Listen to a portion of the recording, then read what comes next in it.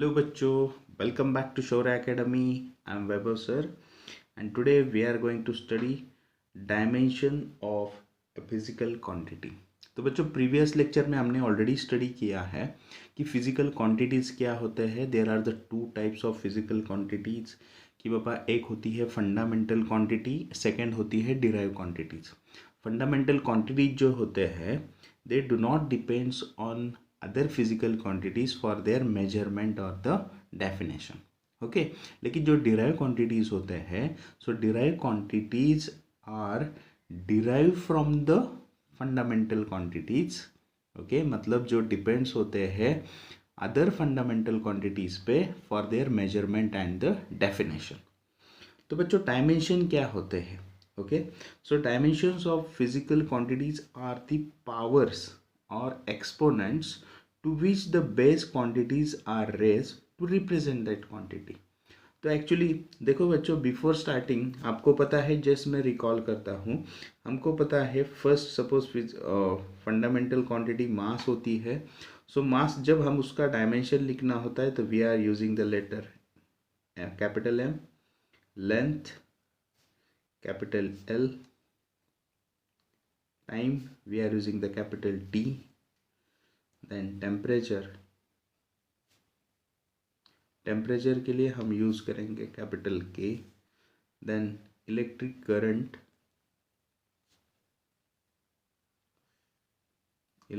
Current के लिए हम सिंबल यूज़ करेंगे बच्चों कैपिटल आई. एंड जो अमाउंट ऑफ सब्सटेंस होगा, ओके, अमाउंट ऑफ सब्सटेंस के लिए हम यूज़ करेंगे मोल. ठीक है, मतलब करना क्या है, जब ये फिजिकल हमको derive quantities in terms of fundamental quantities write करने हैं, उसका डायमेंशन राइट करना है, so we are using this symbol. So mass, length, time, temperature, we are using this symbol to represent the dimension of that particular derive quantity. So generally बच्चों dimension जो होते हैं वो राइट करते हैं square bracket में. Okay, मानो कि ऐसे जो भी कुछ डायमेंशन आ जाएंगे, okay, suppose in terms of mass, length, time, suppose temperature होगा या करंट होगा या अमाउंट ऑफ सब्सटेंस होगा. So depends on the derive quantities. हमको जो भी कुछ बेस क्वांटिटीज मिल जाएंगे उसके पावर यहाँ पे हम राइट करेंगे स्क्वायर ब्रैकेट में. ये जो टर्म्स होते हैं उनके बीच में हम कोई भी कॉमास वगैरह, फुल स्टॉप वगैरह नहीं देंगे, कौन से भी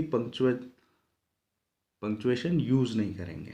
नाउ देखो, सो भी पावर कुछ भी हो सकते हैं, मानो कि ए, बी, सी, डी, ई, एन, एफ. अंडरस्टूड? तो हम एग्जाम्पल के द्वारा बहुत अच्छे से समझाएंगे. सपोज एग्जाम्पल फर्स्ट हम कंसिडर कर रहे हैं कि बाबा हमको कैलकुलेट करना है डायमेंशन ऑफ एरिया. तो फर्स्ट थिंग बच्चों, अभी जब आप कभी भी आपको किसी भी फिजिकल क्वांटिटीज़ का डायमेंशन फाइंड करना है तो आपको उसका फॉर्मूला मालूम ही होना चाहिए. You should know the formula of that physical quantity. मतलब एरिया है तो एरिया कौन सा भी हो सकता है, you know the different shapes. Square का एरिया हो सकता है, सर्कल का एरिया हो सकता है, ट्रायंगल का एरिया हो सकता है, पैरेललोग्राम हो सकता है, ट्रेपेजियम हो सकता है. कुछ किसी का भी हमको एरिया फाइंड करना है तो आपको पता है एरिया का यूनिट होता है जनरली मीटर स्क्वायर. यानी कि एरिया जस्ट हम राइट करेंगे in the form of suppose length and breadth. वो अकॉर्डिंग टू द शेप उसमें चेंज हो सकता है लेकिन उसका यूनिट मीटर स्क्वायर ही रहेगा. Yes, so means length into breadth. So आपको पता है ये दोनों भी लेंथ है बच्चों. यस, ऐसा कुछ नहीं है कि वहाँ पे सिर्फ लेंथ ही वर्ड आना चाहिए, ऐसा ज़रूरी नहीं है बच्चों. लेंथ मतलब क्या, कुछ भी हो सकता है. वो डिस्टेंस हो सकता है, वो हाइट हो सकता है, वो डिस्प्लेसमेंट हो सकता है, वो ब्रेड्थ हो सकता है, वो डेप्थ हो सकती है. अरे अंडरस्टूड? मतलब आपको वहाँ पे सिर्फ वो डिस्टेंस होना चाहिए, है ना. लेंथ इंडिकेट क्या करेगा, वो डिस्टेंस इंडिकेट करेगा, उसका यूनिट मीटर होगा. नाउ यहाँ पे लेंथ इनटू ब्रेड्थ यानी कि ब्रेड्थ भी एक लेंथ ही है. So I am writing area as a length square. तो बच्चों हमको लेंथ के लिए क्या सिंबल यूज़ किया है, कैपिटल यल. ओके, सो बच्चों हम राइट करेंगे उसको स्क्वायर ब्रैकेट में और उसका पावर क्या आ जाए, 2. तो अभी देखो ये जो मैंने दिया था वो जो जस्ट एग्जाम्पल था कि उसके पावर कुछ भी हो सकते हैं. And whenever we are writing this physical quantities in terms of their powers of base quantities then that is a dimension. अभी यहाँ पे देख रहे हैं आप सिर्फ लेंथ का टर्म है, there is no mass, time, temperature, current and mole. So हमारा इसका डायमेंशन क्या आ गया बच्चों, एल स्क्वायर। सो एरिया का डायमेंशन आपको मिल गया right in the square bracket, that is L square. Understood, very simple. Now second consider करते हैं बच्चों कि हम वॉल्यूम, जो कि मैंने ऑलरेडी प्रीवियस लेक्चर में उसका फॉर्मूला लिखा था। जनरली वॉल्यूम क्या होता है बच्चों, वॉल्यूम होता है एरिया इनटू लेंथ। फिर से लेंथ कुछ भी हो सकती है, हाइट हो सकती है, डेप्थ हो सकती है। ओके, सो एरिया क्या होता है बच्चों, हमने ऑलरेडी देखा, लेंथ इनटू ब्रेड्थ।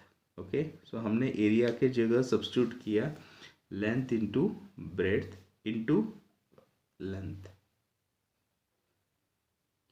सो बच्चों फिर से आप देख रहे हो लेंथ, ब्रेड्थ, लेंथ, सो तीनों ही लेंथ ही है, तीनों भी डिस्टेंसेस है। So can I write like this, it becomes now length cube. So मतलब देखो अभी लेंथ का क्यूब आ गया है बच्चों, यस। सो उसका डायमेंशन क्या आ जाएगा, dimension in square bracket. Okay, सिर्फ लेंथ का टर्म है, so write for length we have to use the L. So उसका पावर कुछ भी आ रहा है, क्या आ रहा है पावर, नाउ 3। सो वॉल्यूम का डायमेंशन हो गया बच्चों length cube. Understood. Now next बच्चों चलो मानो कि कंसिडर करते हैं, this one is first, second, third calculate करते हैं डेंसिटी का। तो बच्चों डेंसिटी का फॉर्मूला आपको पता होना चाहिए, यस। सो डेंसिटी का फॉर्मूला क्या होता है, मास अपॉन वॉल्यूम। तो देखो बच्चों जब कभी अभी क्या हो जाएगा, आगे आगे जाके हमको ये तो पता हो गया बाबा, वॉल्यूम तो लेंथ क्यूब होता है ना, उसका यूनिट मीटर क्यूब हो जाएगा। ओके, सो मास अपॉन वॉल्यूम है। सो आपको पता है मास, मास तो ठीक है, मास हमारी फिजिकल क्वांटिटी है, फंडामेंटल क्वांटिटी, यस और नो, मास है ना हमारी फंडामेंटल क्वांटिटी। आपको जस्ट रिमेंबर करना है कि कौन सी भी डिराइव क्वांटिटी आ जाए आपको इन terms of the 7 fundamental quantities right करना है, दैट्स इट। ओके, सो मास है इसलिए मास वैसे ही रखेंगे। वॉल्यूम, वॉल्यूम तो नहीं है इसमें, सो वॉल्यूम का ऑलरेडी हमने देखा है, क्या होता है बच्चों, लेंथ क्यूब, यस। सो अभी मिल गए हमको ये जो हमारी डिराइव क्वांटिटी है, हमने उसको राइट कर लिया इन टर्म्स ऑफ फंडामेंटल क्वांटिटीज। तो अभी उसके पावर लिखेंगे बच्चों, नाउ सी हियर। सो मास के लिए हम यूज़ करेंगे m, लेंथ के लिए यूज़ करेंगे बच्चों l, और we are writing in the square bracket. ठीक है, तो मास का देखो बच्चों कुछ भी नहीं होता उसके ऊपर, मतलब उसका पावर 1 होता है ना। जब कभी किसी भी क्वांटिटीज़ के, सपोज यहाँ पे मैंने मास m, लेंथ, टाइम दिख रहे, उसके ऊपर कुछ भी नहीं होता, मतलब उसका पावर कितना होता है, 1 होता है। ठीक है, सो मास के यहाँ पे पावर कितना मिल गया आपको, 1। अभी देखो जब क्वांटिटी डिनोमिनेटर में होती है बच्चों, तो उसका पावर जो होता है ऊपर जाके माइनस हो जाएगा, मतलब यहाँ पे आपको -3 करना है। अरे अंडरस्टूड, मतलब यहाँ पे आप कैसे लिखोगे, मास और डिनोमिनेटर में है क्वांटिटी, तो ऊपर जाके हो जाएगी -3। मानो कि ऐसा हो जाएगा, वो क्या हो जाएगा, सिंपल, आपको पता है, सपोज मास है ना, मास का क्या होता है, मास का पावर होता है 1। अभी ये लेंथ है, जब कभी भी कौन सी भी क्वांटिटी हम न्यूमरेटर से डिनोमिनेटर और डिनोमिनेटर से न्यूमरेटर शिफ्ट करते हैं, तो उसका पावर का जो साइन होता है वो चेंज हो जाता है बच्चों। अगर मास को भी मैं नीचे लाऊंगा तो उसका पावर 1 है, नीचे जाके -1 हो जाएगा।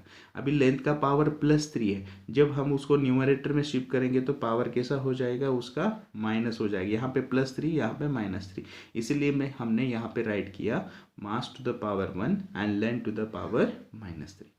तो बच्चों ये तीनों का डायमेंशन आपको समझ में आया होगा, और हम 2-4 क्वांटिटीज़ का डायमेंशन करवाते हैं ताकि आपका कंसेप्ट क्लियर हो जाए।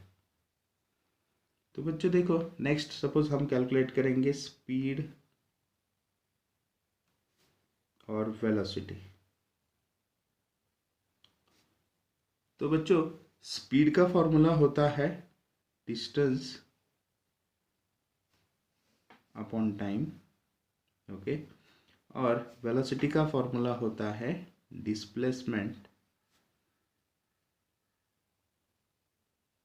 Upon time. तो आपको पता है बाबा स्पीड जो होती है वो स्केलर क्वांटिटी होती है, so it is a distance upon time. Velocity जो होती है vector quantity displacement upon time. लेकिन डायमेंशन में हम तो उसको स्केलर और वेक्टर का हमको कुछ मतलब नहीं रखता है ना, हमको जस्ट चाहिए उनके पावर्स। सो डिस्टेंस होता है, डिस्प्लेसमेंट होता है, both are indicating what they are the distances. अरे यस और नो? सो हमारे फिजिकल क्वांटिटीज में फंडामेंटल क्वांटिटीज में प्रेजेंट है डिस्टेंस, यानी कि क्या होता है बच्चों, लेंथ। यस और नो? एंड टाइम भी हमारा फंडामेंटल क्वांटिटी है, सो टाइम। अरे यस और नो? सो सिंपल, आपको मिल गया डायरेक्टली। लेंथ का होता है सिंबल एल, टाइम का होता है सिंबल टी। यस और नो? सो इसका डायमेंशन क्या हो जाएगा बच्चों, स्पीड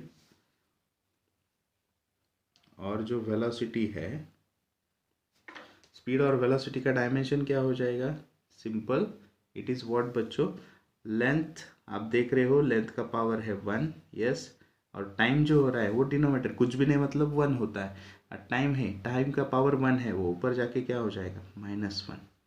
तो मैंने ये ऑलरेडी आपको एक्सप्लेन किया है ना, यल होता है 1 और टी का पावर 1 होता है, तो ऊपर जाके हो जाएगा -1। अंडरस्टूड? मतलब आपको जो स्पीड और वेलोसिटी का डायमेंशन मिल गया L1 T-1। तो बच्चों अभी फिफ्थ वन निकालना है आपको, एक्सीलरेशन। करेक्ट, फिफ्थ वन कौन सा है आपको, एक्सीलरेशन। तो मैंने ऑलरेडी आपको कहा है कि जब कभी भी आपको कौन से भी क्वांटिटीज का डायमेंशन निकालना है तो आपको उसका फॉर्मूला पता होना चाहिए। एक्सेलरेशन क्या होता है बच्चों, एक्सेलरेशन होता है change in velocity upon time, यानी कि वेलोसिटी अपॉन टाइम। तो बच्चों आप देख रहे हो इसमें बाबा टाइम तो मेरी फंडामेंटल क्वांटिटीज है लेकिन वेलोसिटी नहीं है। अरे यस और नो? तो हम फिर से क्या करेंगे, वेलोसिटी का फॉर्मूला क्या होता है बच्चों, 1 अपॉन टाइम को वैसे ही रखेंगे, ओके। एंड अगेन वेलोसिटी का जो फॉर्मूला होता है बच्चों, डिस्प्लेसमेंट अपॉन टाइम राइट करेंगे। जस्ट मैं आपको एक बार पूरा समझाता हूँ ताकि आप बाद में फिर फास्ट करेंगे, डिस्प्लेसमेंट अपॉन टाइम, ओके। तो आप देख रहे हो कि हमें जो चाहिए वो मिल गया, एक्सेलरेशन। डिस्प्लेसमेंट यानी कि डिस्टेंस है, हमारे फंडामेंटल क्वांटिटी है, टाइम है। सो फाइनल क्या मिल गया, डिस्प्लेसमेंट यानी कि क्या बच्चों, it is a length, okay, divide by time into time क्या हो जाएगा बच्चों, time square. Yes, so can I write like this, length यानी कि यल एंड टाइम स्क्वायर यानी कि टी स्क्वायर। तो उसका डायमेंशन क्या हो गया, फिर से स्क्वायर ब्रैकेट एल कुछ भी नहीं मतलब एल का पावर 1, टी जो स्क्वायर है डिनोमीटर में है, सो ऊपर जाके हो जाएगा -2। यस, सो एक्सेलरेशन का डायमेंशन मिल गया L1 T-2। तो बच्चों आप ये ऐसे डायरेक्ट भी कर सकते थे, अभी देखो कि डायरेक्टली हमको वेलोसिटी का डायमेंशन पता हो गया था। वेलोसिटी का डायमेंशन क्या था, L1 T-1, correct, divide by time का डायमेंशन था हमारा T1। तो जब बच्चों देखो L1 T-1, ये T1 है वो ऊपर जाके क्या हो जाएगा फिर से -1। तो बच्चों आपको रूल्स ऑफ इंडाइसिस पता है, अगर बेस सेम है तो पावर को हम ऐड कर सकते हैं। सो L1 T-1 सो आपको फिर से सेम डायमेंशन मिल गया L1 T-2। ताकि बच्चों जब कभी पे आप आगे आगे जाओगे तो आपको करना क्या है कि डायरेक्टली आपको ये डायमेंशन रख के सॉल्व करना है। ये तो जस्ट मैं आपका कंसेप्ट क्लियर करने के लिए बता रहा हूँ। सो नेक्स्ट फाइंड करते हैं बच्चों हम फोर्स का, ठीक है। सो फोर्स क्या होता है, फोर्स होता है, फोर्स का formula mass into acceleration, mass into acceleration. तो बच्चों देखो मास का ऑलरेडी, मास तो हमारा फंडामेंटल क्वांटिटीज है, नो प्रॉब्लम। एक्सेलरेशन बच्चों अभी हमने एक्सेलरेशन का फाइंड किया। तो देखो मास है, यस, सो मास का आपको डायमेंशन पता है, मास को कैसे राइट करते हैं बच्चों, दैट इज m1, क्योंकि पावर उसका 1 है। और एक्सेलरेशन का डायमेंशन बच्चों हमने ऑलरेडी फाइंड किया है L1 T-2, ठीक है। तो बच्चों कंबाइन करके क्या मिल गया आपको, देखो तो डायमेंशन हो गया आपका mass to the power 1, length to the power 1, T to the power -2। So force का डायमेंशन बन गया m1 l1 t-2। तो बच्चों ऑलवेज रिमेंबर फोर्स जो का डायमेंशन जो होता है आपको बहुत बार रिक्वायर्ड होता है, बहुत सारे क्वांटिटीज़ में फोर्स आता है। तो मैं तो मेरी एक राह है आप लोगों को कि बाबा ये जो फोर्स का डायमेंशन है ना आप लोग याद करो। ओके, सिंपल है m1 l1 t-2, ताकि आपका प्रॉब्लम जल्दी सॉल्व हो जाएगा। ठीक है। सो नेक्स्ट हम फाइंड करते हैं 7 प्रेशर का। तो बच्चों प्रेशर का फॉर्मूला क्या होता है? प्रेशर होता है फोर्स अपॉन एरिया। ओके, तो बच्चों हमने ऑलरेडी फाइंड किया है फोर्स का डायमेंशन, आपको तो यहाँ पे ही मिल गया। फोर्स का डायमेंशन क्या है? m1 l1 t-2। ओके, और आपको पता है बच्चों कि फोर्स एरिया क्या होता है? लेंथ स्क्वायर होता है। एरिया क्या होता है? Length square. मतलब क्या मिल गया डिनोमीटर में? लेंथ स्क्वायर यानी कि L2 है ना। तो सिंपली सॉल्व करो, क्या मिल गया फिर प्रेशर का?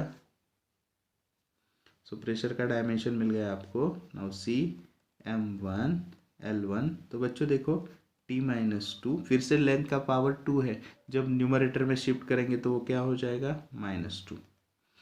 ओके, सो फाइनली आपको मिल गया। मैं जानबूझ के आपको स्टेप थोड़ी लिख रहा हूँ ताकि आप लोगों का कंसेप्ट क्लियर हो जाए। एक बार आपको समझ में आए तो आप जल्दी करवा लेंगे। m1 l का पावर 1 है, -2 है, तो आपको पता है बच्चों बेस सेम हो तो उनका पावर की एडिशन होती है। सो t-2। Okay, and finally you get what? That is m1 1 - 2 हो जाएगा -1, t टू द पावर हो जाएगा -2। सो प्रेशर का डायमेंशन हो गया m1 l-1 t-2। ओके बच्चों, समझ में आया होगा। सो डायरेक्टली हम सॉल्व कर सकते हैं। Now next one is the what? If we are calculating suppose work. ठीक है, सो वर्क क्या होता है बच्चों? Work is equal to force into displacement.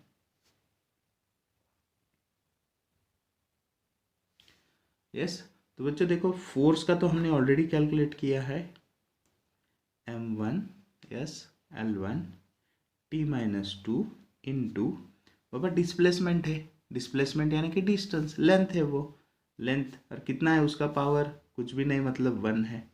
सो आपको मिल गया वर्क का डायमेंशन, है ना। अभी वो स्टेप्स आपको हर स्टेप अभी मैं नहीं लिखूंगा, आपको पता चल गया। अभी देखो पावर की एडिशन हो जाएगी, लेंथ लेंथ, सो 1 और यहाँ पे 1 है तो 2 हो जाएगा, मतलब मास का पावर 1, लेंथ का पावर 2, एडिशन हो गया टी का पावर -2।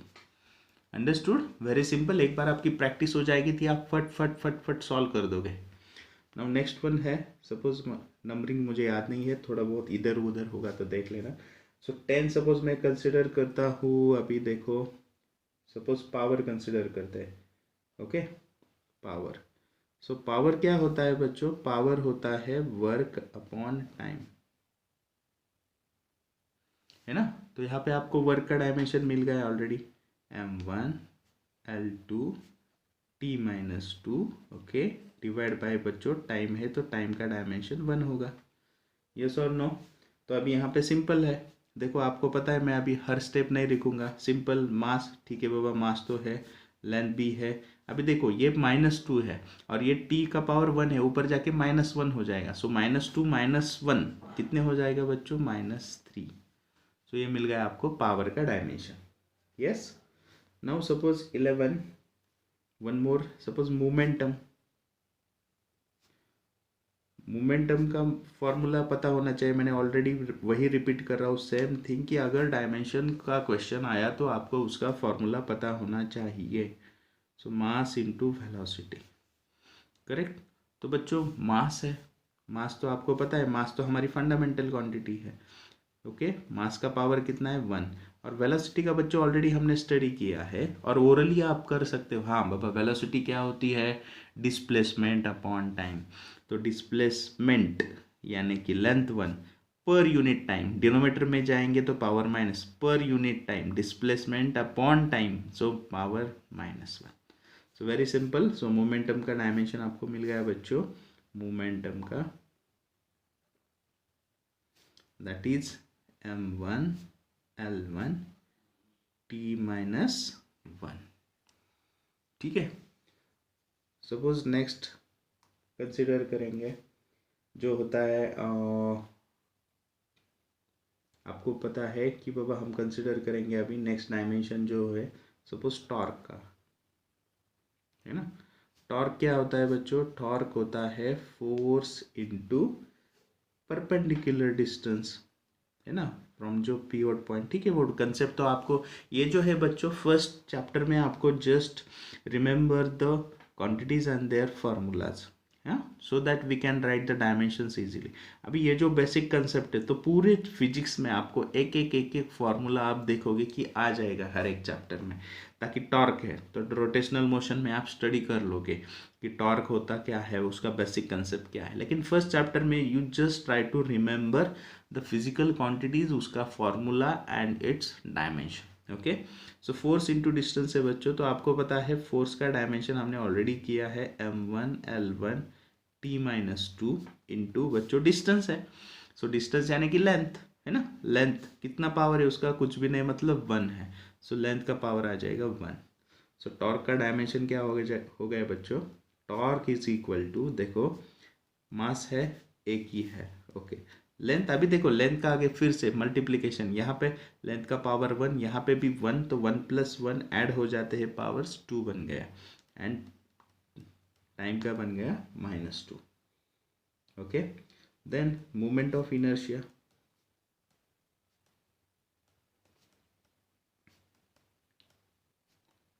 तो बच्चों मोमेंट ऑफ इनर्शिया क्या होता है? It is a mass into radius of gyration, मास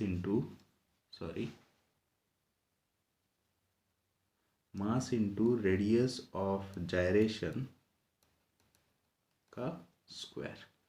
ठीक है, तो बच्चों देखो यहाँ पे रेडियस ऑफ gyration, आपको क्या है कंसेप्ट पता नहीं, लेकिन ये रेडियस है ना बच्चों। रेडियस यानी कि क्या हो जाएगा? It is a distance. So can I right mass into radius, यानी कि क्या है? वो डिस्टेंस ही है ना। सो वो बन जाएगा रेडियस का gyration का स्क्वायर है, तो यहाँ पे हम राइट करेंगे लेंथ का स्क्वायर। Very simple. सो आपको पता है बाबा मास है, तो मास का पावर कितना है? कुछ भी नहीं, 1 है। यहाँ पे टाइम नहीं है, लेंथ का पावर कितना बन गया? स्क्वायर यानी कि 2। सो डायमेंशन बन गया m1 l2। Understood? So I hope all of you understood how to write the dimensions, what are the basics to write the dimensions. Okay, तो बच्चों हम नेक्स्ट लेक्चर में क्या करवा लेंगे कि ये जो डायमेंशन है मैं क्लासीफाई करता हूँ। अभी यहाँ पे हमने स्पीड, डिस्टेंस, वेलोसिटी, एक्सीलरेशन, ये जो बेसिक चीज़ें हैं उनका डायमेंशन लिख दिया। सो हम नेक्स्ट लेक्चर में क्या करवाएंगे? नेक्स्ट लेक्चर में हम जो क्वांटिटीज़ होते हैं रिलेटेड टू थर्मोडाइनमिक्स, उनका डायमेंशंस फाइंड करवा लेंगे। ओके, मैं 3-4 एग्जाम्पल करवा लेता हूँ, बाद में आपको एक बार कंसेप्ट समझ में आए तो आप कर लोगे। ओके, एंड बाद में देन इलेक्ट्रिक क्वांटिटी जो है, ओके, इलेक्ट्रोस्टैटिक्स, करंट, इलेक्ट्रिसिटी जो भी है उसमें, तो वो डायमेंशन करवा लेंगे। सो दैट जो सेपरेट डायमेंशन करवा लेंगे तो आपको ईजी समझ में आ जाए। Okay, so I hope all of you understood. Thank you.